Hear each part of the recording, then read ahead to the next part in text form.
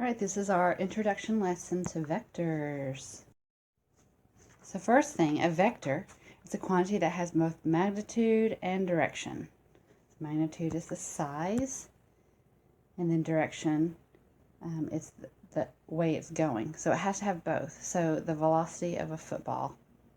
A scalar, just to let you know, it's a physical quantity, speed, that can be described as a single real number. Okay, so it's a scalar.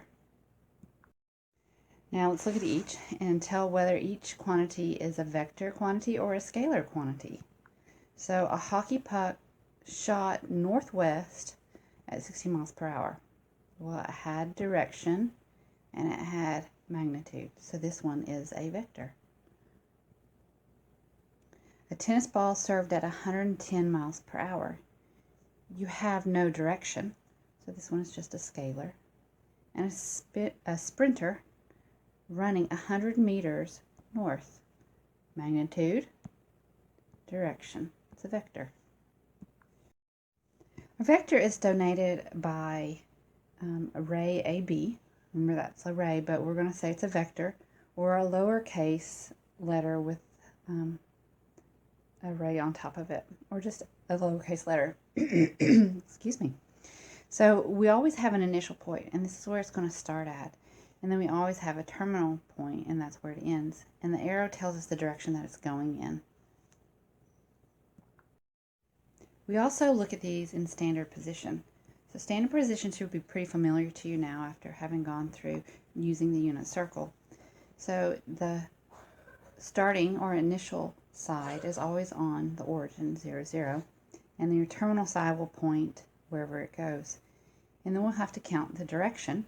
And the direction is going to be from the horizontal at this point. And this is for standard position, because we're going to look at a different one that it's not. But from standard position, it's from the positive horizontal. And our magnitude, which is the absolute value of A, that's the length that A is. And how we do this is that we'll have to have a scale factor. And so right here, 1 centimeter is 5 feet per second. So I'm going to go and I measure this distance right here, and that distance is 2.6 centimeters. And so to find the magnitude, I'll take 2.6, multiply it by the scale factor, and that gives me 13 feet per second. So you're going to need a ruler for these in your book. I can't use a ruler on the slide because depending upon what size the screen is, will change the length. So just be aware of that. We're going to take a ruler and we're going to measure these lengths. And then the direction of this is 35 degrees in standard position. Okay, be aware of standard position. We're going to get ready to look at a different position here in just a second. All right, the next we're going to look at is a bearing. And first thing we're going to look at is a quadrant bearing. And it's a directional measurement between 0 and 90 degrees. So the measurement has to be between 0 and 90, nothing above that. And it's going to fall east or west of the north-south line. So right here's our north-south line, and we're going to go east or west of there. And so this one right here is what we're looking at. And right now I have 145 degrees. That's greater than 90, so that can't be it. It has to be between 0 and 90. So we'll come the other direction. And so 180 minus 145 is 35 degrees. So it is 35 degrees east of south. So first thing, you're going to go south, and then you're going to go 35 degrees east. And that's how you would write this one. It's also called southeast. So southeast doesn't mean that it's exactly, 45 degrees, but it's in that general direction down there. The last one we're going to look at is called a true bearing. Okay, the true bearing is a directional measurement measured clockwise, always from the north. Okay, so we're always going to go clockwise, so we go around this way. Okay, so you had standard position, quadrant bearing, and true bearing. Okay, 3 different ways to give measurements. And true bearings are always given in 3 digits. So if this is 35 degrees right here, you can't write it as 35. You have to write a 035. Okay, it always has to have 3 digits because we can go up to 360, so we need to account for every digit that we have.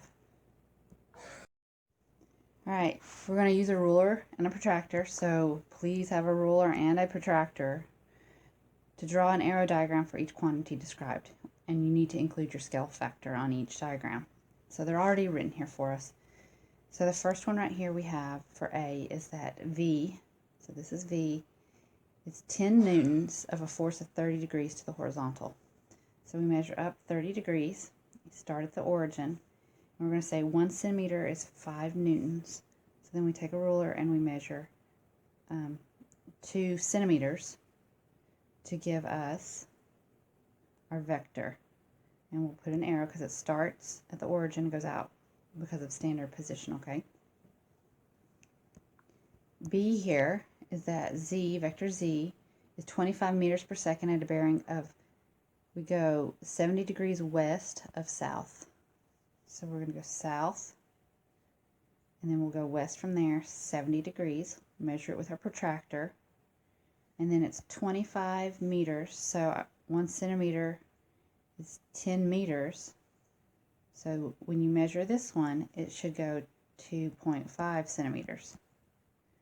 So you put your point, measure, put your other point, draw it, put your arrow. Next one here, T, it's 10 miles per hour at a bearing of 0.25 degrees. So that's a true bearing. So we're going from the north, put your point, measure 25 degrees clockwise, and then 1 centimeter is 10 miles, so we'd only measure 1 centimeter out from there, and then draw your arrow. A resultant. Just kind of going, remember this is just the introduction, so it's a lot of little pieces of information. It's when 2 or more vectors are added, and then they're a single vector sum. It gives you your single vector sum. So there's 2 ways to do it. You have a tip-to-tail or tail-to-tail method. So the tip-to-tail, you'll take your first vector and draw it, and then at the end of that one, you'll take your second vector and draw it. So you put it together, and then you go and you connect the original to the end, and then that gives you your resultant vector. So that would be vector A plus vector B, would be this green line right here. You can do it the other way, in that you can put tail to tail, sorry. So you'll take and draw your vector A, and then at the tail of the other one you draw your vector B, and then you connect the vertex. We kind of draw a parallelogram here. You connect your vertex to where it, over here on the other side, where the 2 sides come together, and that would be your resultant. My personal favorite is the first method, because then you don't have to draw the parallelogram.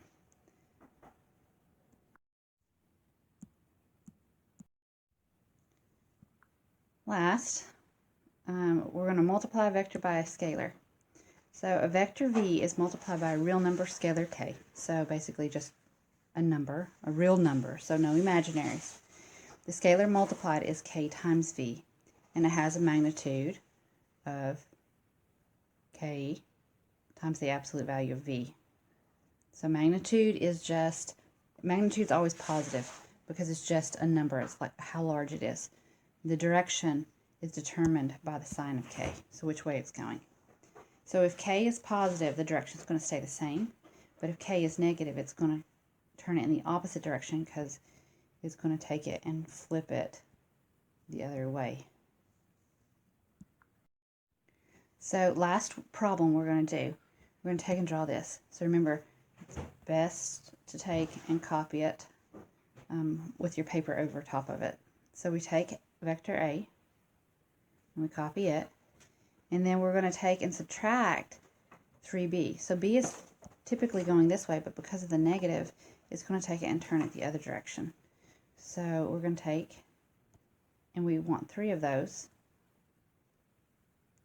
which is what's done over here. There's the 1a minus the 3b's, and then we just connect it. And then that's our resultant vector.